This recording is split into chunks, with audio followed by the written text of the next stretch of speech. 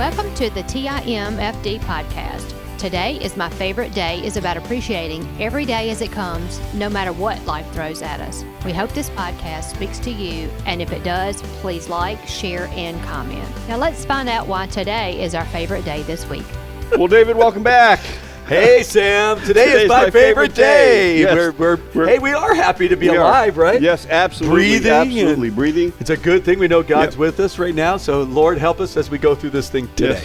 Yes. So our question and topic today, David, is, and the question is, why haven't you done it yet? Based on a biblical look at the Democrats' 2024 presidential platform and what has been said about what is going to be done. So basically what we did 2 weeks ago was go through the Republican one. Yes. And we looked at each one looked at it in a biblical way and said we could agree with this or not, or there's nothing biblical in this and you make your decision. Right? That's what we were looking at. That's what we're looking at. Yeah. So what we also used the verse, so we just want to go back to this to be fair. We used the verse Matthew 5:37, let your yes be yes and your no be no. Otherwise, it's evil. And so the goal here for any leader is to speak truth, is to be able to speak what they believe and not try to hide anything or anything like that, and kind of speak it out and let the chips fall where they may, right? Exactly. I guess that's where it is. Yeah, it is. And so we did that with the Republican side of things. Now, we just finished a debate. We saw that. I think that both of us agree ABC did a horrible job. You could tell that Disney was involved with that. The questions there was not one question on China, anything like that. It's pretty sad. Typical. So that's just our opinion. But let your yes be yes and your no be no, and be of integrity is kind of an important thing. So that was not something that was of integrity. So if Fox got the next debate, let's say they do another one, and Fox did that, we'd be drilling them too. Exactly. Exactly. Awful. And anybody who has any experience in debates and things like that, and you go back to, we've been around for a while. So we've seen some real debates. Yes. And so, that's what people in our generation are looking for, is real debates, not fluff. And understand, we don't think many politicians tell the whole truth and nothing but the truth. Okay, so don't misunderstand what we're saying. Because we're all human beings. Exactly. No human being tells the truth all the time. Anybody tells me that, I know they're already lying. Yeah, But we should do the best we can to let our yes be yes and no be no. So what we're going to look at is that platform, which is, I think, kind of an interesting platform. And some of it sounds awesome. So, I think it's great. Let's go through this. And you mind if we do that? No, let's go. Let's go. Yeah, so we could kind of go through this. The first one, it says, build an opportunity economy and lower costs for families. That sounds really good. Sounds good. Okay, so let's go through the parts. Okay, so one part is cut taxes for middle-class families. Well, and they're wanting to cut taxes for middle-class families. I don't think that that's a bad idea. I think it's a great idea. But when you read it, we have a tax cut, and they're calling it the Trump tax cut, which is set to expire. So our taxes are going to go up the first of the year. So where's the tax cut, and what is and I think we should say, is our tax cuts biblical? I don't know. I don't know. We're supposed to pay our taxes. We're supposed to, for us, I don't see it as a biblical thing here. I just know that we need to be good with our finances. We've already talked about this. We know the government's horrible with their finances. So giving them more taxes doesn't make sense. No. For me and you, we've talked about this, lower government. God being God, not government being God. The more the government wants more taxes, that's a problem. But they say that they're going to lower taxes. Here's my question. Why haven't they done that? She's been in office for 3.5 years with Joe Biden, and they didn't do it. And I'm disappointed with that. Her claim is always, I'm the last person in the room. Right. So why haven't they done it? Right. So I think that's one right there. Make rent affordable and home ownership more attainable. You know a little bit more about this, so can you kind of talk about that? Whatever. First off, if you look at the underlying side of it, it's a rent control.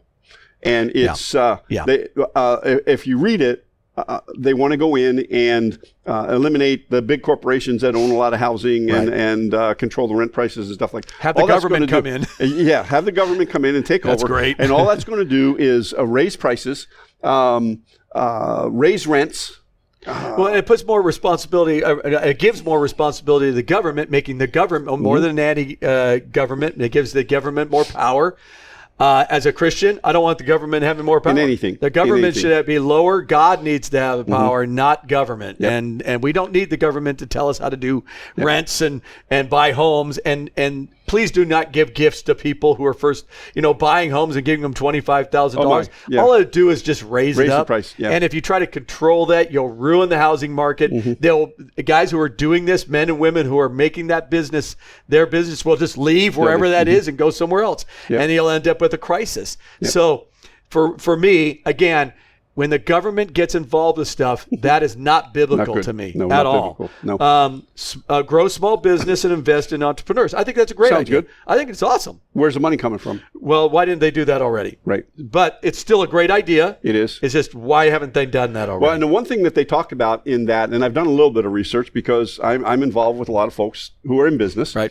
And the Chamber of Commerce. Chamber of Commerce. And they say they're going to do that through the Small Business Administration. Well, once again, it goes back to the question, why haven't they done that yet? Because if that were true, then more people would be qualifying for SBA loans. Yes. And they would have a system in place for it should folks already who been done. It should already been done. That's why we're seeing a trend here. This is a problem that if they used the last 3.5 years and did this, which Bernie Sanders did say something. He did say that Kamala, they were asking, why is she moving over to the middle? So much. And he goes, she's not really doing that. What she's doing is doing it for political reasons. She's and pragmatic. He was very honest. He goes, she's being pragmatic, but then she'll go back to her values because she said her values have never changed. And we'll get to that in just a little bit too. But take on bad actors and bring down costs. Sounds great. Sounds great. But what she's looking at is who's the bad actors.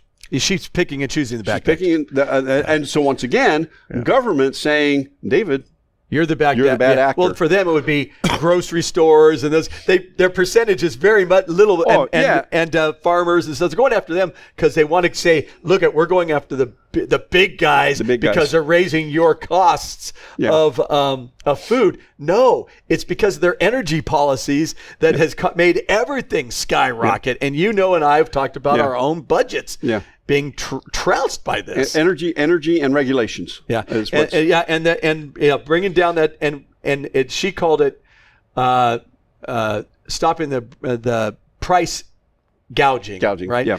And what she was saying is she's going to do price controls. Yeah. The minute you do that, you end up with inflation. It goes crazy. Bad idea. Don't do it. Well, Nixon tried it. Yeah, don't do it. Don't do it. Yeah, a Republican tried it and it was bad. It didn't work. Yeah. Strengthen and bring down the cost of health care. My question, because when Obamacare came into being, I had great insurance. I did too. Okay, so cheap insurance. When that happened, what happened to your insurance? Went through the roof.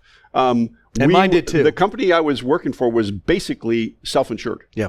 Okay, we could no longer afford to do that. Yeah, we got crushed. Yeah, and we did. We got crushed. And what happened was the price went up and the services went down. Yeah. It's the only way on X, happen. which was Twitter. On Twitter, I had when the election was coming on, they were doing a debate, and they talked about this healthcare thing, and I said, I don't know about anybody else, but my healthcare skyrocketed after Obamacare came into play, and people start yelling on Twitter, if you call it that, being real mean, and I went, whoa. I'm telling you the truth, what happened. Here's my numbers. I put the numbers out there, and they're going, you're still lying. I'm going, okay, if you don't want to hear real numbers, then that's a problem, But bottom line is, why haven't they done that already? Right. I wish they had, but they didn't. I do too. And when you talk about healthcare, one of the biggest issues we run into in the States is the cost of medications. Yeah. And my question, and only because it hits me personal, is that a drug like Eliquis, and that's a brand name for a blood thinner. Okay. And there are tons of Americans on Eliquis. Okay. As far as blood thinners goes, it has the least amount of side effects. It's the most effective. Right. However, for a 3-month supply, the gross cost is $1,500. And so, yes, my deductible is a lot less, but that $1,500 goes towards, if you're on Medicare, you know that $1,500 goes towards the donut hole. And once you hit the donut hole in 2 quarters, now you're paying a lot more for your drugs. And I can buy it from Canada, which comes from India, which is where all of it comes from. Yeah. Well, and that's the funny part here, because they said to protect, strengthen Social Security and Medicare.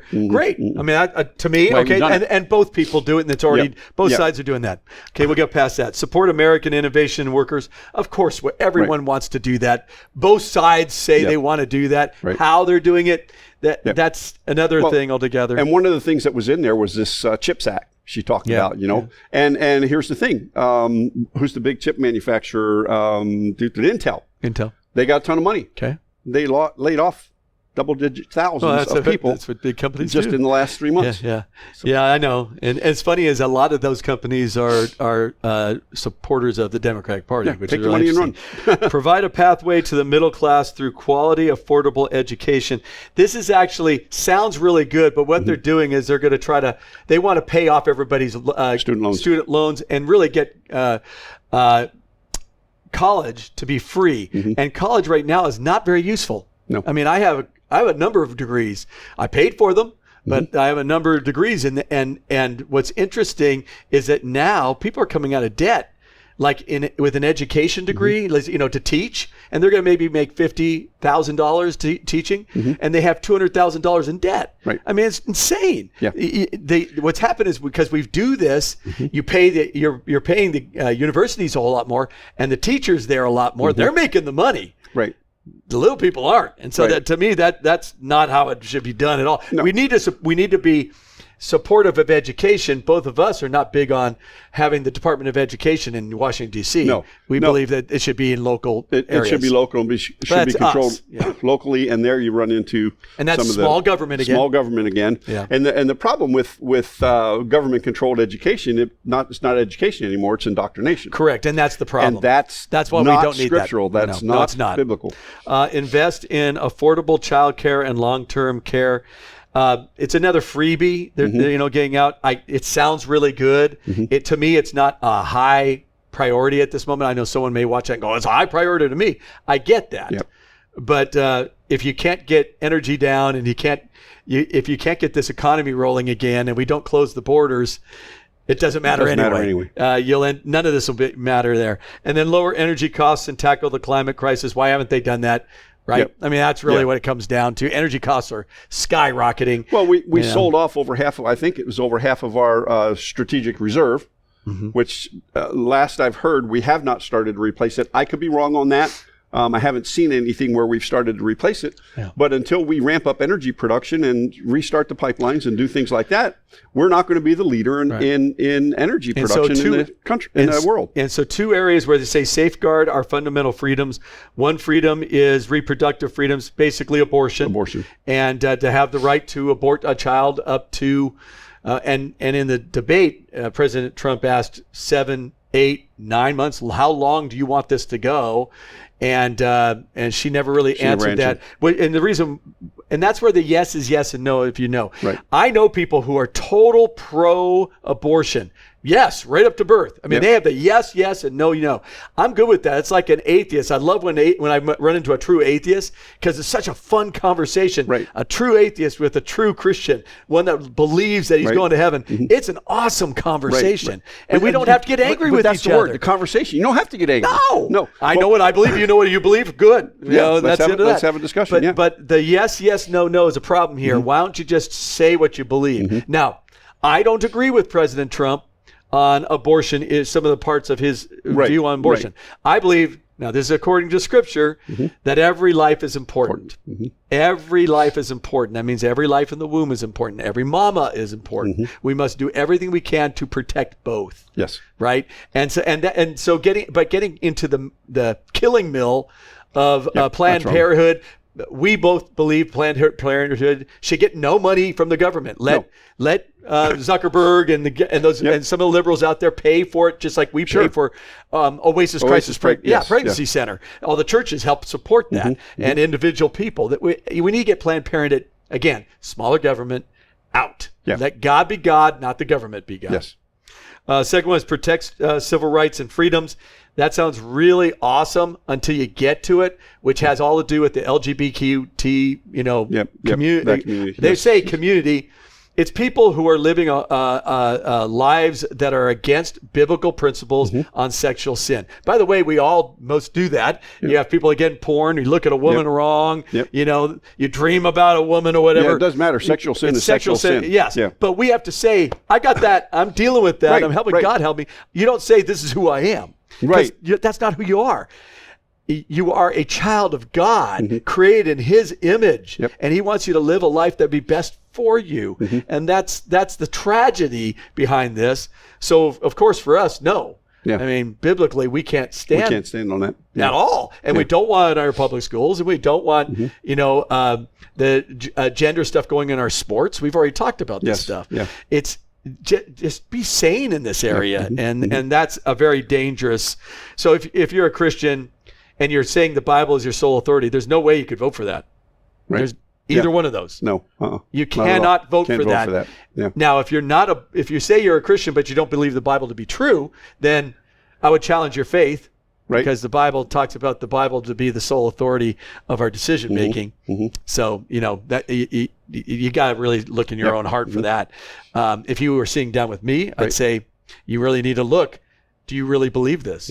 Because if your root is not in that, then you're just believing whatever you want to believe. And that's good for you until you get in front of Jesus. Yeah. And that's my job, is to tell you scripturally what's going on. Right. Ensure safety and justice for all. It says make our communities safer from gun violence and crime. Well, I mean, we would love to do that. We'd love to do that. And you can't, on one hand... Biblically, we're supposed to protect people. Yes, we are. We are supposed to protect people. And our nation's supposed to be protecting our people. But you can't send bail money to people who burn down cities. No, which is what, unfortunately, Kamala Harris did during the riots, and then say, you want to protect our people. The other thing is that she has been quoted time and time and time again about mandatory gun buybacks. Right. No, that's not going to ever happen in the United States. And but then she says in the debate, Tim Walz and I are both gun owners. Gun owners, yeah. So, but she's also the same one that put people in jail for marijuana and then said she smoked marijuana, and laughed about it. Yeah. So again, your yes be yes and your no be no.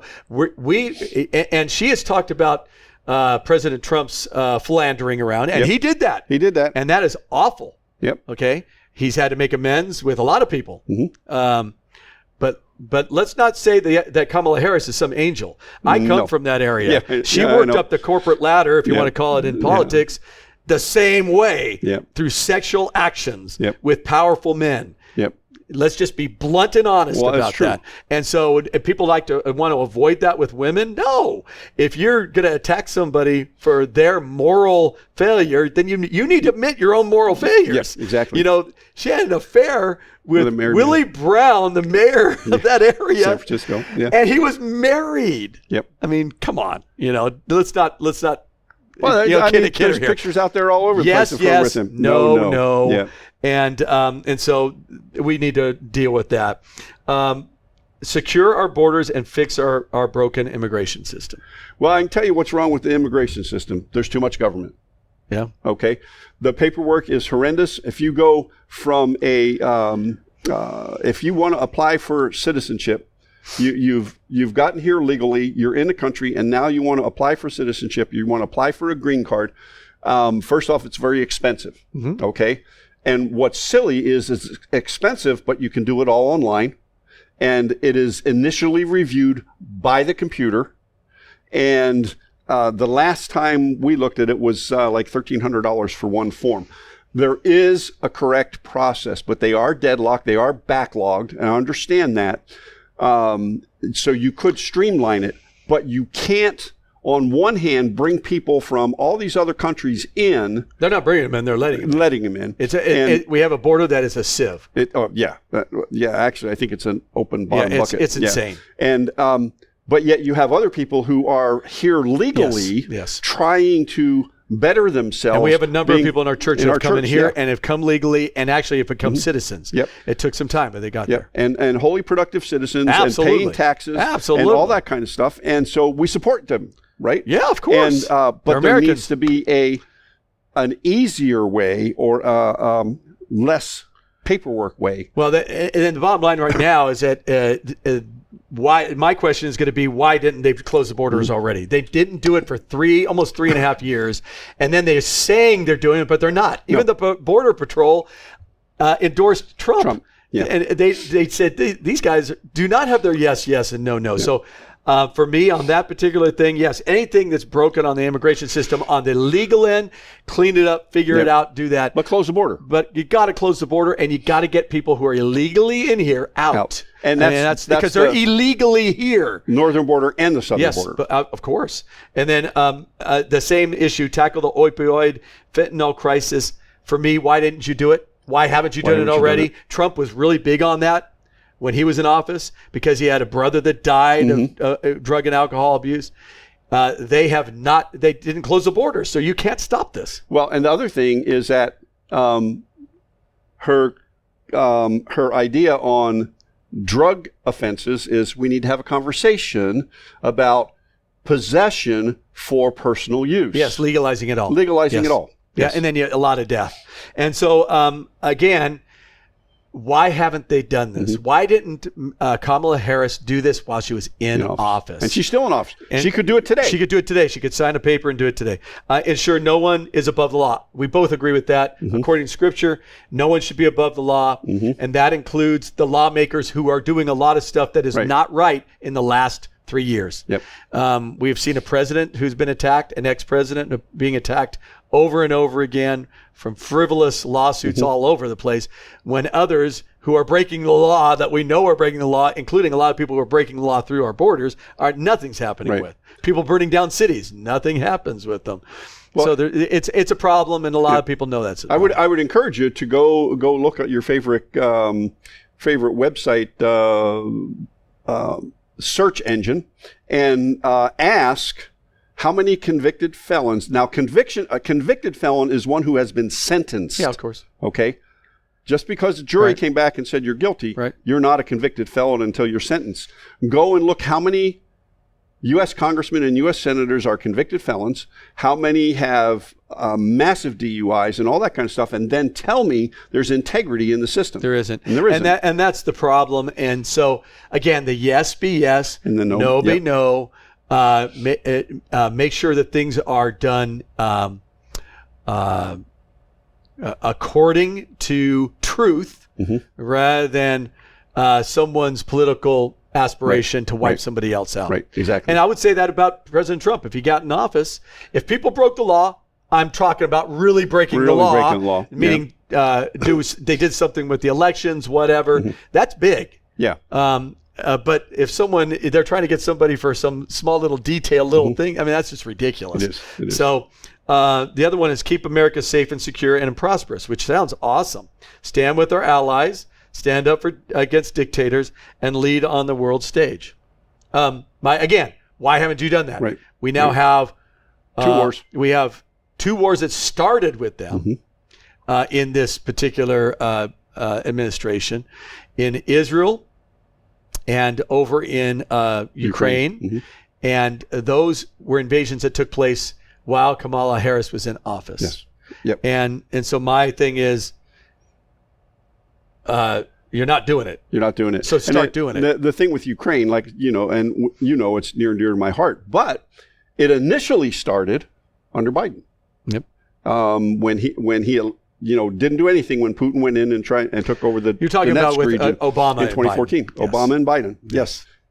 And, because that's when he invaded then, and then when Trump got in office, he didn't invade at all. No. And the minute they went back out of office, he went back in and took another part of Ukraine. Yep. Yeah, it's interesting.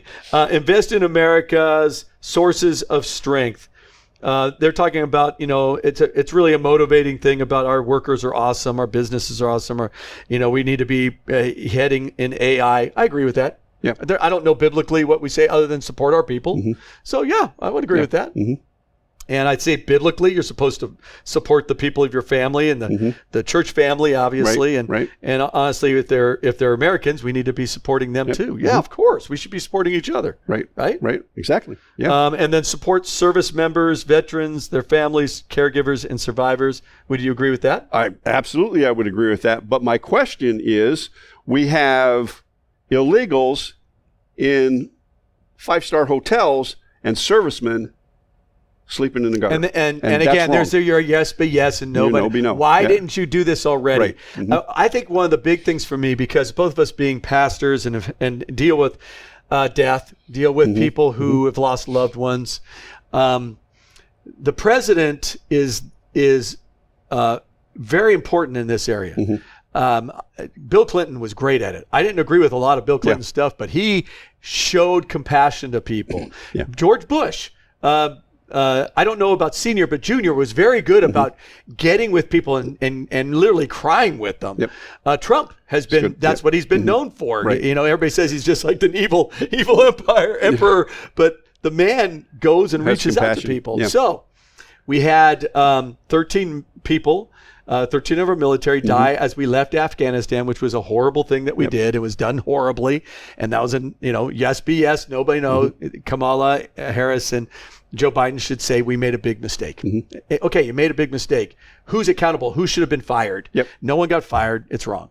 So, but the bottom line is that these 13 families, because of a botched process, were killed and a lot of people injured.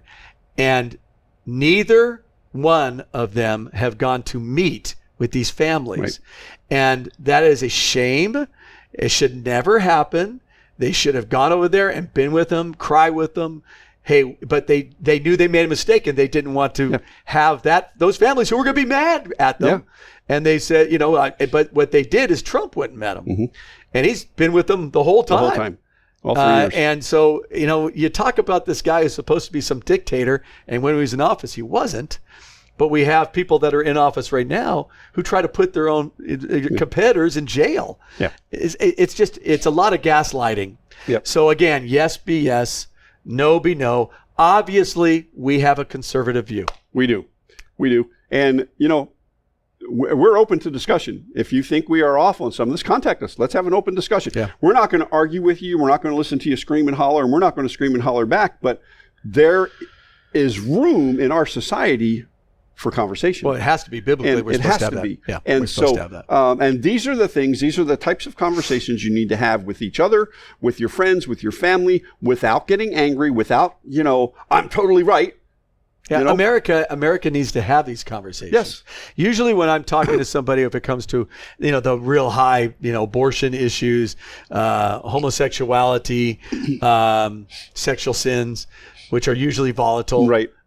Money, government, the size of government. Usually I just listen to the people first, let them kind of talk everything, find out where they're coming from, and listen to see if there's some good points, because there's always good points around. But I'm going to also say, biblically, this is what I believe. Government should be small. God is our leader, not government.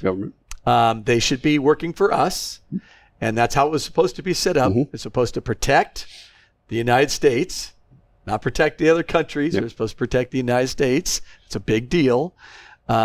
Protect their citizens, and that's pretty much it. Beyond that, you don't need to be in much of anything else. And so for me, God is God, government is not. And I'm okay with that. Yeah, I'm okay with that too. And then on the other hand, we already talked with Donald Trump and the Republicans. They're not perfect either. Right? But as we looked at their platforms, there is a huge difference in the platforms. And as far as two parts that are just gigantic, which happens to deal with sexual sin, that is the abortion issue and the LGBTQ group, that we can't agree with.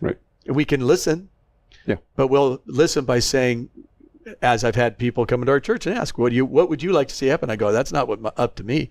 That's about God saying he would like you to live a life that's pleasing to him, just like he wants me to do that too. And sexual sin is not part of what he wants. So that's kind of where we're That's at today. But today is still our favorite Still day. our favorite day. Even in politics. Yep. Thanks for listening to us. This has been David Towner, Sam McKeown. Today is our favorite day. Live intentionally, be very blessed. We'll see you next week. Thank you for listening to TIMFD. Today is my favorite day. Views, comments, and opinions are those of the host and guest alone, and Dave and Sam are solely responsible for the content of this podcast. TIMFD is produced and directed by Alex Korn. Music is composed and performed by Chuck Ball. Thank you for listening. Have a great day, live intentionally, and be very blessed.